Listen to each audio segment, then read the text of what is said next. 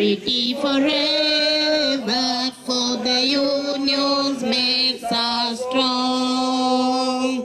Wafanya kazi yote tujiunge pamoja, wafanya kazi yote tujiunge pamoja, wafanya kazi yote tujiunge pamoja, tujijenge hatari.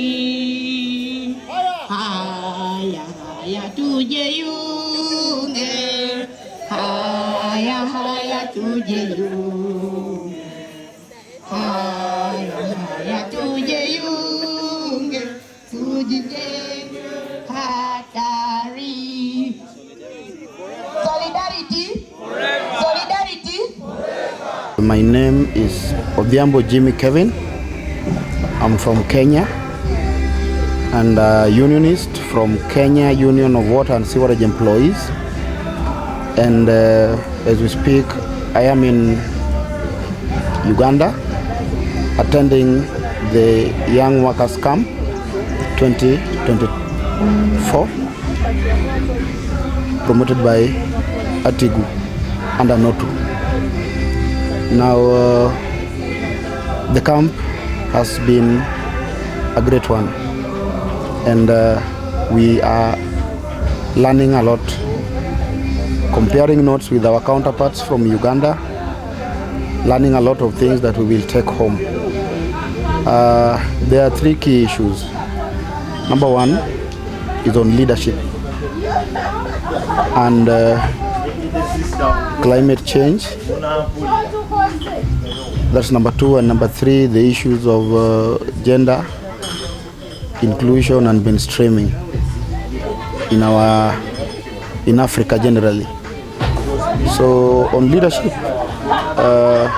we've learned a lot during this camp. We've had wonderful facilitators as young workers and young leaders in the labor world. We've learned a lot with regards to leadership so that we can be great leaders now and for tomorrow.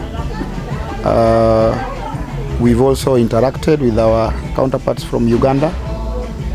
We are learning and sharing on structures of leadership, the impact of young leadership for the progress of the future of the labor world.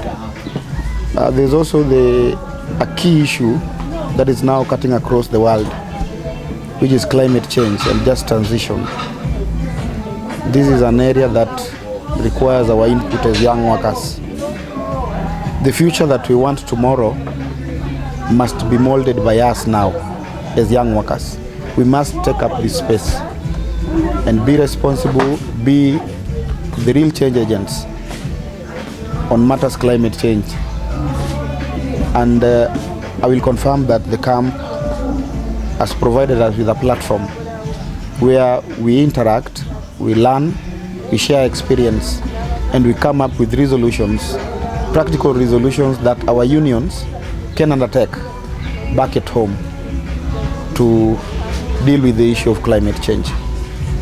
I would mention that the facilitators have given us an opportunity to have a look at what climate change is, to have a look at the impact, and to redesign the mitigation or adaptation strategies as young workers so that we can deal with climate change.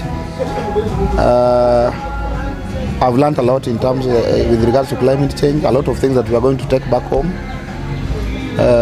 practical actions that we are going to put in place when we get back home. There's also the issue of gender mainstreaming. Our society today requires that we impact a balance on matters gender. And this is one key area that we have also learned a lot. on in this camp. Equal rights for all gender. That has been the key message. And we've been trained, we've shared experiences, we've learned on how to be actual change agents on matters gender inclusion in our workplaces. And I want to thank the organizers of the camp. I want to appreciate NOTU, I want to appreciate ATGWU, I want to appreciate the young workers of Uganda.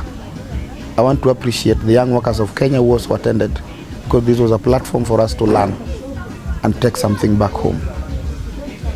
It's been our pleasure being here, and we are looking forward to more of this. We are looking forward to a time when the camp will not only be just a few countries in Africa, but Africa and the world. Because when young workers come together, there's so much they can learn, there's so much in terms of experience they can share, so that they can bring a lot of impact in the society and in the world of work, today and tomorrow. I also want to appreciate our leaders back at home from Kenya for having accorded us the opportunity to attend this year's camp. I want to appreciate our Secretary General, Dr. Francis Atwoli, who heads KOTU, for giving us the opportunity to attend this camp. I also want to appreciate the General Secretaries that released us from various unions to attend the camp. We are happy, we've learned a lot, and we are promising to impact greatly in our society back at home, and not just back at home in Kenya, but generally in Africa as young workers. My name is Mary Wanjiro. I'm from Kenya. I'm with a transport union called Transport and Allied Workers Union. I'm here for the great workshop and a great youth camp that we've been invited to. The experience that I've gained here, people are very friendly and I love it, and I love the unity that the Ugandan youth has, and I wish it would also happen to us in our country. So I don't have much to say, I would just say that. And then again, I would request, because this is for the entire youth in East Africa, we need to be united, and we also need to fight for our rights, like what is happening right now in Kenya. You can see in the media platform, we are really trying hard, and we are praying, and we really want us all youth, especially us, the young workers, to be so united. Yesterday we were briefed about a just transition, and it's something that is happening across the world, the transitioning, because right now everything is being modernized and joining to the digital world. So I'm really looking forward, and especially in our country, because we are evolved and we are that world country, and we are still continuing to evolve. I really feel like it will be possible if we go there and teach them how to, to transit, and also to fight for just transitioning, and to fight for decent work. The gender inclusion is something that we've been doing in our country, Kenya. We've been fighting for gender inclusion, and actually we have a motion where we're saying, not really a motion but a slogan, we're saying women also belong to transport. So we've really been advocating for women in transport, because they are few. They shouldn't be, segregated or discriminated, because we all fit there. And as a woman, I'm a woman in transport, and I'm really fighting for that. And also for us youth too, because sometimes we are being discriminated, yet we have a lot of knowledge about everything. So I would say we're really fighting for that and advocating for women to be in transport, because they all belong there.